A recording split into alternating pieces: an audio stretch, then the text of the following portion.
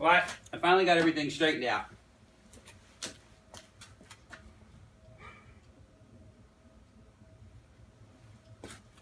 Parking lights, and the halos, fog lights,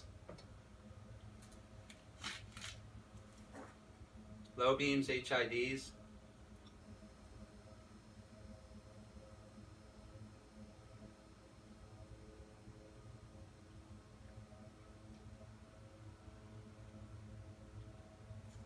The high beams are still the regular incandescents, so they kind of stink. But you notice the fog lights switch out like they're supposed to. And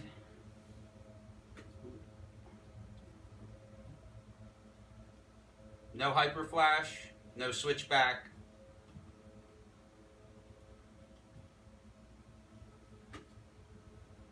The only thing I'm going to have, it's not even a problem really, it's just I've got a kind of an excess of wires here. And I'm going to end up probably putting a loop in them somewhere. But I won't know until the bumper's on.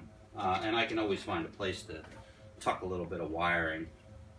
Well, that's it. It took a week.